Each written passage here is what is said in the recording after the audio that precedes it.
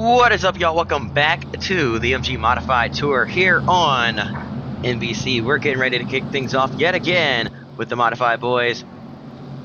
This time from Richmond, a last-second addition to the schedule. Just, we didn't want to go back to Wall Stadium. That track didn't quite produce the best racing, so we decided we're gonna head here instead to Richmond International Raceway and try and kick things off from here. Pace cars in. Todd Zegedy, Chris Mack, your front row. Not surprised about that front row as the green flag waves, and Mack loves Richmond. Always goes up high and runs the top line and gets some speed, creates some momentum up there that nobody else can really seem to find. But unfortunately, he's boxed in right now, so it's not going to happen yet. As they're 3 wide off turn number 4, and at the stripe, it's going to be James Savali leading the first lap of the race. Headed back down into 1 and 2 now. Here comes the 81 of Brian Pack. Oh, still just devastated after what I've learned about him last video, or last modified race. But man, this will be his final season. So yeah, I was not expecting it, but hey, in the 2008 timeline here, he's been alive here longer than he was in real life, unfortunately, so he'll be able to finish out the season at this point. I mean, at this point, why not, right? He's already here. It's too late to just erase him now. No need to do that. Just with all due respect, he will be competing in these final couple of races. But here comes James Savali back with another run on Brian Pack. Pack looking to win here from Richmond, doing his best job at defending the bottom lane, as that seems to be the main one that's really rolling here. We've seen the top line create some speed in the past, but it's just not doing so here tonight. And right as I say that, L.W. Miller makes some ground on the high side. He gets to the outside of Eric Beers, and now he's going to try it again. And he get that run that he needs off turn number 4. He's already back on the gas. Can he get the momentum? He clears the 2 on his inside. Can he get that run on the 3? No, not quite. He's going to try to top yet again. Back on the outside of 3 wide, pinning those 2 down again. And they get back clear. Riding on board with Chris Mack here. These modified boys just, they're too fast for them. And no, they're all about short track racing, so they know the ins and outs. And something about Oswego, Chris Mack found something there and just absolutely dominated. But other than that,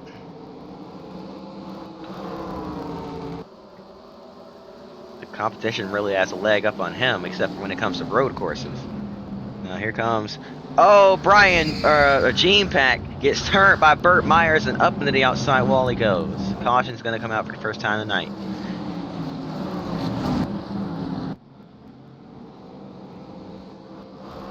What are you doing, Brad? Sorry, I had to make that reference. Anyway.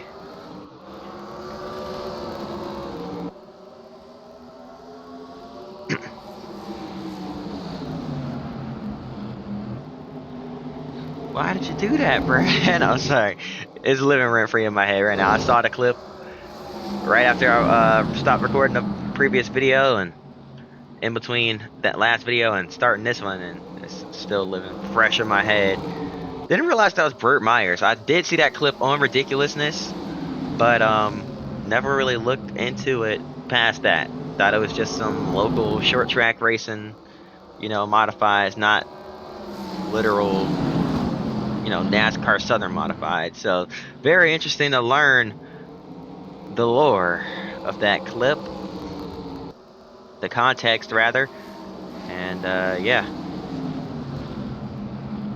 Oh, battle for the lead. Here comes Todd Zegedy on the inside. Brian Pack did a great job defending that move. He's gonna clear the 2 car and get back out in front. Side by side behind, off of turn number 4, the 86 of Chris Mack on the bottom. Doing all he can to get back up in the third, and he drives in deep and takes the spot away. Pack playing defense as well as he can against the 2 of Todd Zegedy. Gets right down to that yellow line. Zegedy wraps it on that yellow line. Didn't get a great corner that time. Excuse me. That time.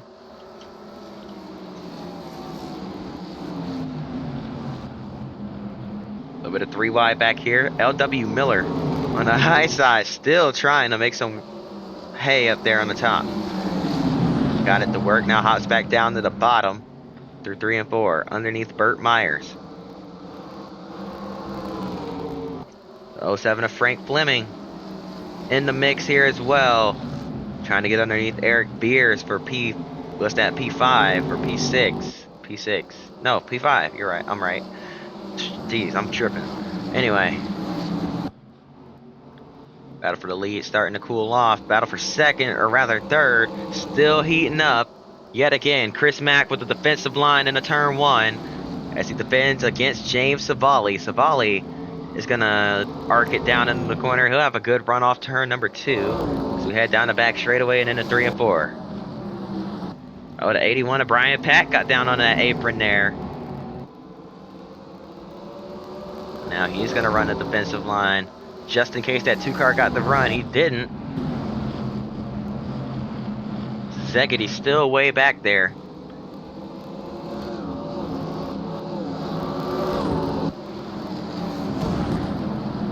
Look at the battle in the turn 3. Beer shuts the door on Frank Fleming. Fleming's coming with another run off of turn number 4 and looking to the inside. Can't quite get there.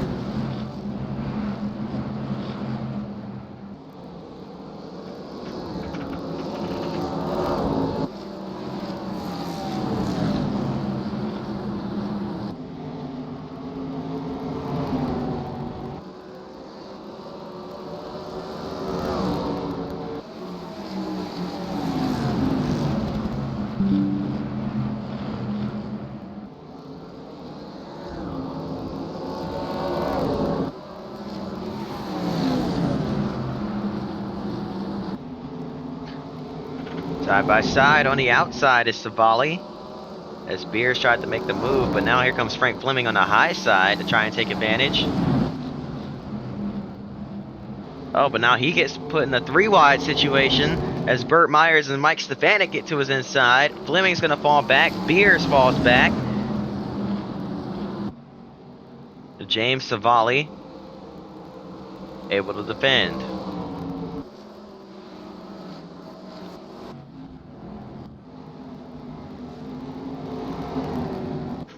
We're about at the halfway point of this race. Things stay just as hot here. 48 of Tony Hirschman on the inside of the 36 car. LW Miller got a great run off turn 4. Big move to the bottom for Mike Stefanik, diving underneath Burt Myers. Burt's going to have to hold a steady wheel through the middle of 3 wide, and he's still in the middle of 3 wide down the back straightaway as he tries to fight back. Frank Fleming drove it in deep up high. Can he get it to stick? No, not quite. He's able to turn it down the banking and gets the run on exit. Stefanik got a little loose down on the bottom. Here comes the 48 of Tony Hirschman, pushing him down the front straightaway as they get down in the turns 1 and 2 yet again, bunched up right on top of each other like it's the restart. So many cars on one spot, all going for the same positions here. Let's look at this 36 LW Miller. Look at the run he got off the top. 3 wide again. Ted Christopher gets shuffled into the middle. They're 4 wide through turn 1 for a second. For a split second there. Christopher backed out of it completely, and that was a smart move on his part. Gets to keep racing here as he dives back to the inside now down the front straightaway underneath Eddie Flemke.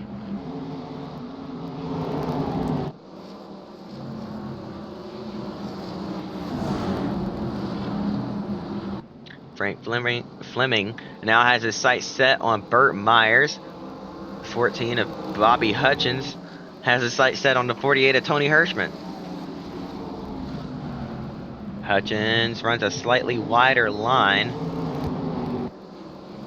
I think he might have overcooked it into the corner a little bit, trying to run down that 48 car. Comes to 36 of L.W. Miller to his back bumper as well. Miller's got a great run through turns 3 and 4. Can't quite capitalize on it. On the inside of Junior Miller is Jerry Marquis in the V4.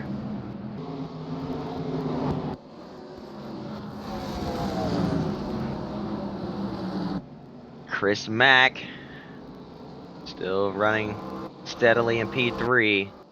Battle for the lead. It's non-existent. That 81 car is pulling away. The front of the field seems pretty much decided here. Just past the halfway point. But everywhere else, still a absolute war zone for every last spot as Frank Fleming gets underneath Burt Myers for P6, and he's going to have the spot at the line, but Myers trying to fight back. He might just have to roll over for him and let him have it. Oh, further back again. 14 of Bobby Hutchins on the inside of Tony Hirschman. Hirschman defends on the top. Can he clear him down in the 1 and 2? Not quite. Hutchins still on the inside, down low, into the corner.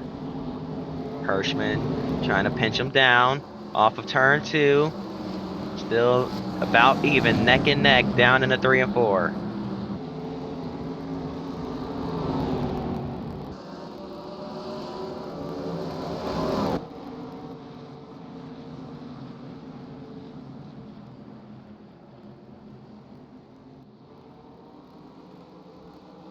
Here we go down the back straightaway.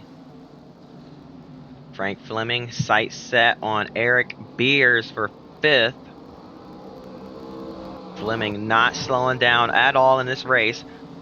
Same cannot be said for James Savali. Here comes Beers diving to his inside, a really deep send. He lunged from way back, but still somehow got it to work.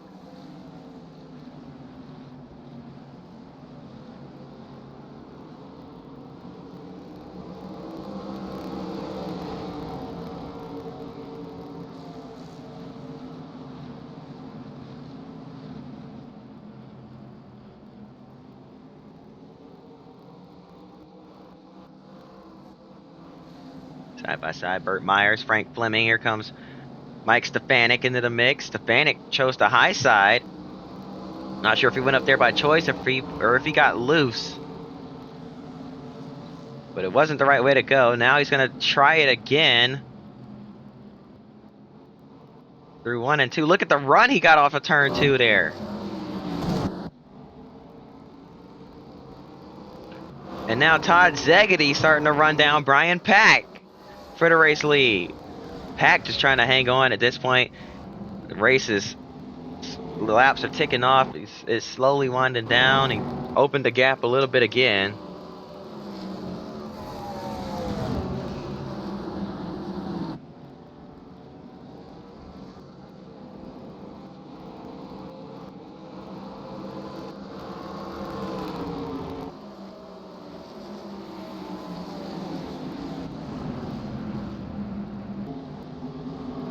Bobby Hutchins gets by Mike Stefanik. Stefanik's coming back. Crossover down the back straightaway. Mike Stefanik back on the inside. Can he clear? Bobby Hutchins got a little bit tight off turn 4. With less than 10 laps to go now here from Richmond. Or actually, we're at 10 to go. Will we catch lapped cars? I don't think we will. Zach Sylvester about a half lap away from the leader, but still making good pace. I don't think we'll get there.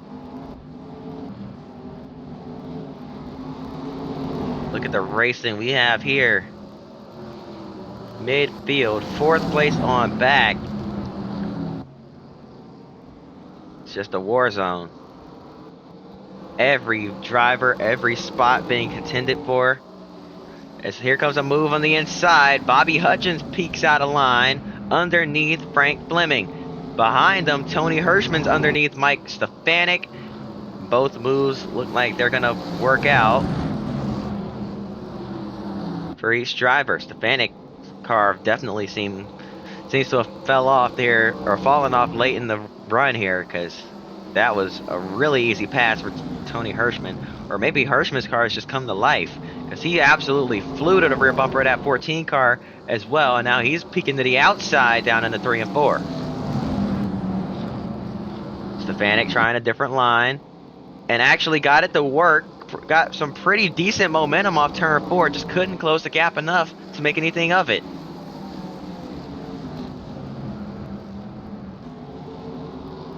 Frank Fleming tried to fill up the mirror of the car ahead of him. He lost ground doing that. Tony Hirschman back into 3 and 4. Oh, but the run off turn 4 for the 14 of Bobby Hutchins. And now Hutchins has his sights set on Frank Fleming down in the 1 and 2.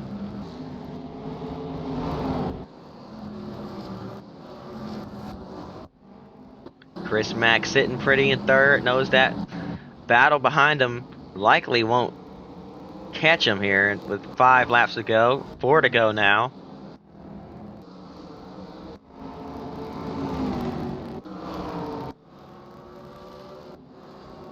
Yeah, we're not catching lap traffic in this race.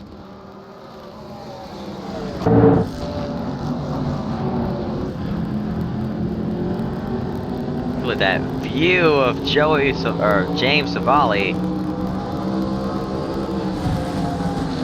down in a 1 and 2 yet again. Man, this is a shot.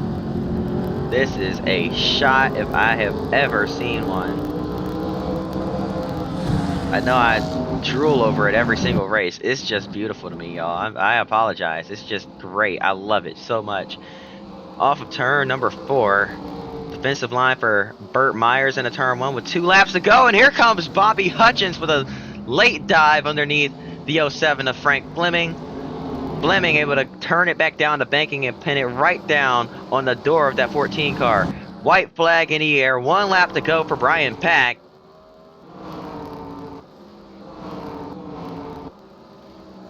And they are starting to catch Chris Mack here late in the going as well for 3rd. I don't think they'll get there. They're busy racing each other hard. Eric Beers, James Savali going at it back there. Oh no! What's going on here? Okay, he's good. He's good. I thought he was slowing down. Brian Pack is going to win at Richmond. Here we go. Side by side off 4 is going to be Eric Beers taking the spot away from James Savali at the line for 4th place. Battles happening all behind as well. It was going to be the 07 edging out the 14. Man, what a race. Brian Pack, your race winner. And that is going to do it. I hope y'all enjoyed. If you did, hit that like button and subscribe. I hope to see y'all next time. And until then, peace. And let me go ahead and say RIP Brian Pack.